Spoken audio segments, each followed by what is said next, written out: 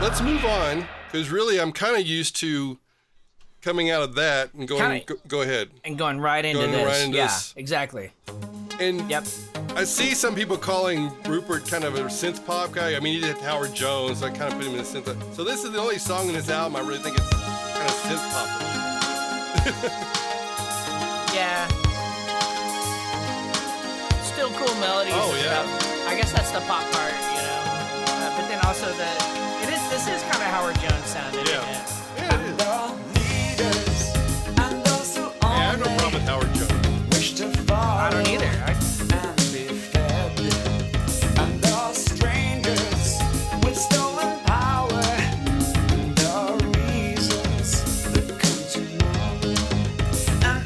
Nature's way for you to run today and be free. Do you want to be a legend or a passing footprint on the sands of time? Do you want to be a failure or the best example of a man who lived to use his mind? Imagine what you could be. You mentioned Howard Jones. I never thought about this sounding like a Howard Jones production thing, but yeah. I get that. Yeah.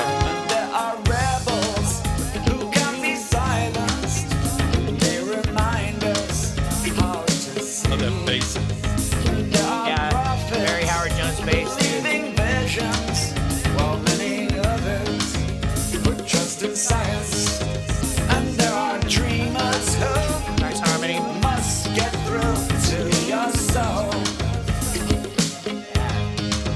Do you want to be a legend or a passing footprint on the sands of time?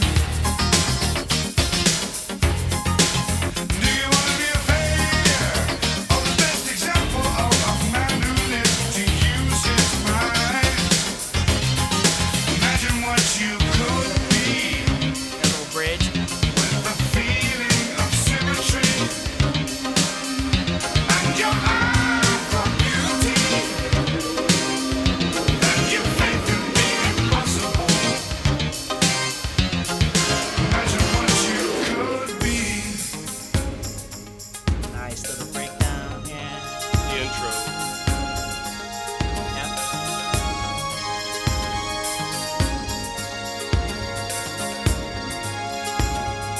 There are lovers of skills forgotten by great people in their haste. There is no one who knows what you know. That's the knowledge you shouldn't waste. And teachers point the way, but only you can find the place. Is that your theme? Great lyrics, man. Great Do you lyrics. want to be a legend or a passing footprint on the sands of time? Do you want to be a failure or the best example of a man who lived to use his The mind? best example of a man who lived to use his Imagine what mind. you could be. Yeah. Great lyrics, Great man. lyrics. It's a pop song, but it's so. The lyrics are not So forward thinking. Yeah. And then he does here's his layers again. Yeah. Do you want to be a Tag legend it. or a passing footprint on the sands of time? Just use your mind. Do you want to be a failure or the best example of a man who used his mind? Do you want to be a legend or a passing footprint on the sands of time? Just use your mind. Do you want to be a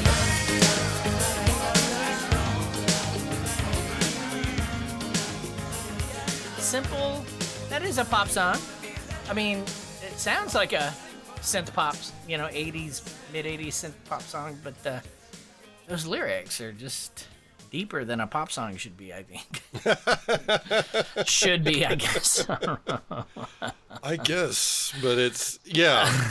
Yeah, that's the whole thing. Is really, you know, tapping Jeanette's.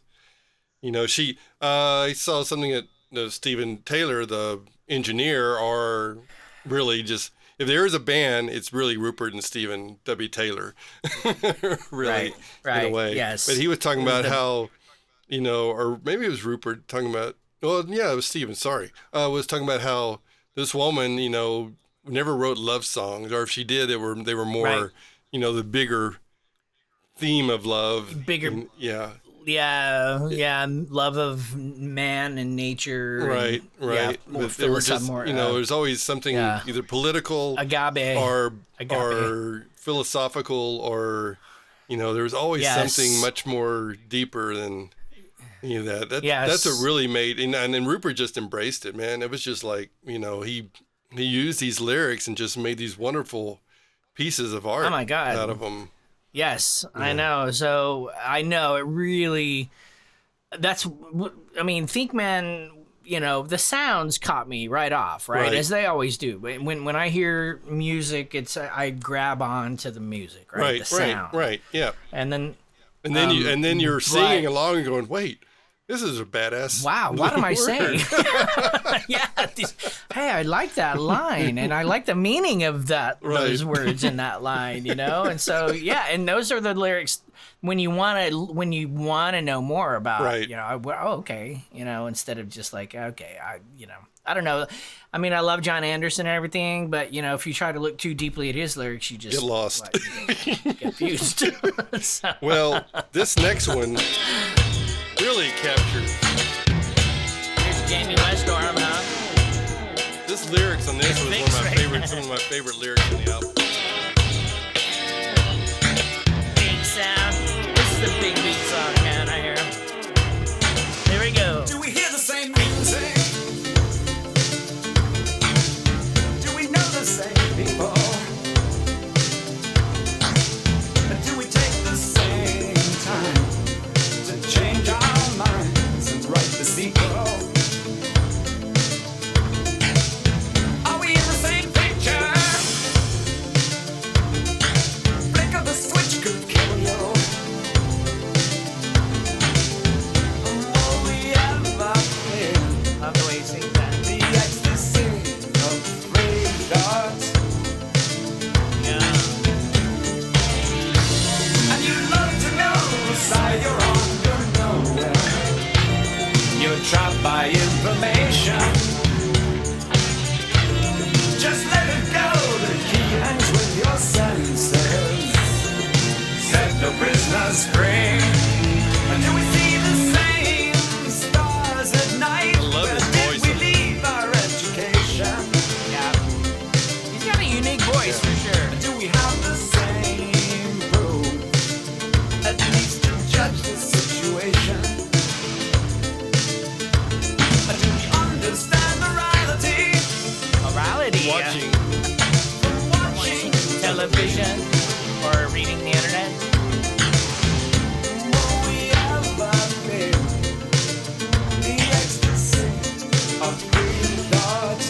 About philosophy, right? The ecstasy of free thought. You love to know, side you're on, you're nowhere. You're trapped by information. God bless him.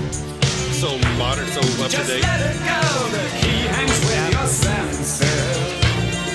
Set the prisoners free. If this is Jamie, this is very Gilmore-esque. Oh yeah. Yes. Just the long, the big echoey. That sounds like a Floyd lead right there. Does. You're right. Don't we all start as children? Don't we know how we're guided? Really. Or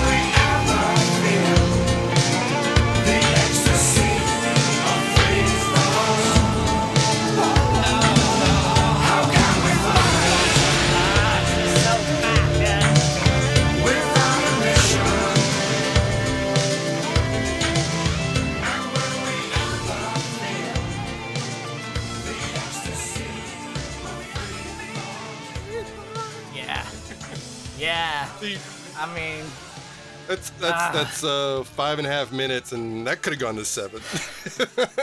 yes.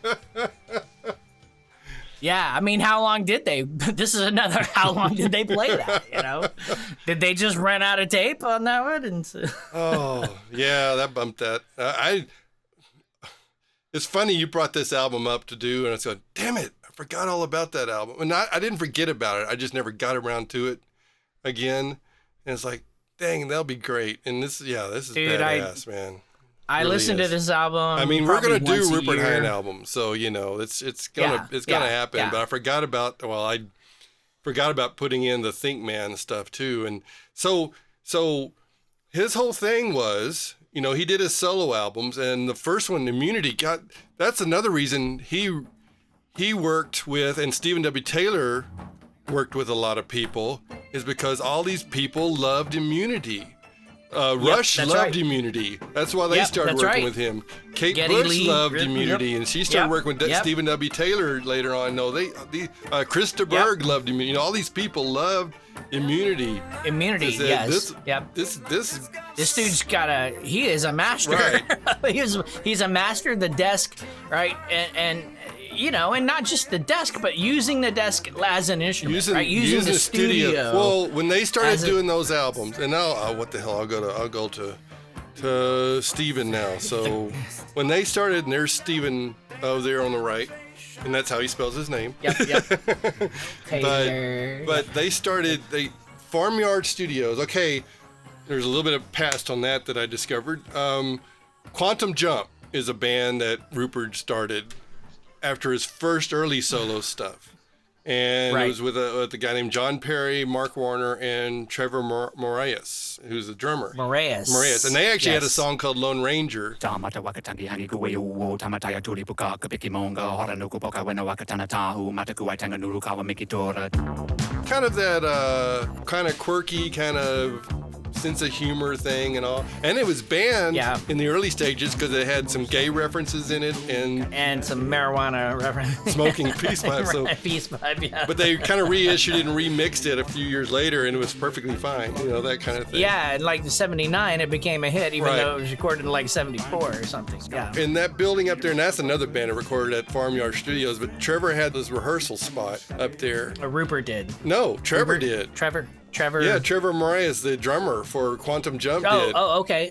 He He and Rupert just started going there and just started working, just doing stuff. They brought in like recording equipment just to record, you know, them their stuff, messing around with their stuff. jams. Or They whatever. said, hey, let's make this into a studio. So they made it into a studio, and that's Farmyard Studios, where Rupert and Stephen worked together for many years. Many years, Yes, and produced a bunch of people, and yep. Stephen had he'd got an early gig with Trident. Yeah. And Trident Studios, and worked with Queen. He worked with Genesis on some early stuff, and he worked with Peter Gabriel. And this is Stephen W. Taylor that you're talking about. Yeah. Stephen W. Taylor, sorry, yes. I actually mixed Peter Gabriel's second album. Right. Which I didn't know at the time. Yep. The whole Peter Gabriel thing was that album was produced by Fripp. That's right. And Peter Gabriel and Fripp had arguments That's right. during that whole thing. And there was a guy who was working at Trident there with them, a younger engineer, who just couldn't handle this. And Stephen came in and kind of settled it all down. He was able to be the kind of the moderator. Of that whole thing. Yes, So he did that album. The Rush stuff, they did Presto. Rupert Hine produced Presto. And Roll the Bones, yeah. Roll the Bones. Right. And I've listened to that album and going, there's something about it, it's just not right. You sent me this article, this interview with Stephen Taylor, it was extensive.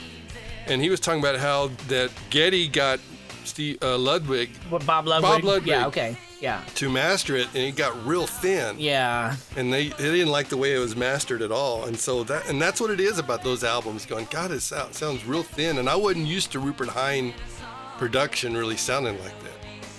So that's a case of where the mastering got out of hand.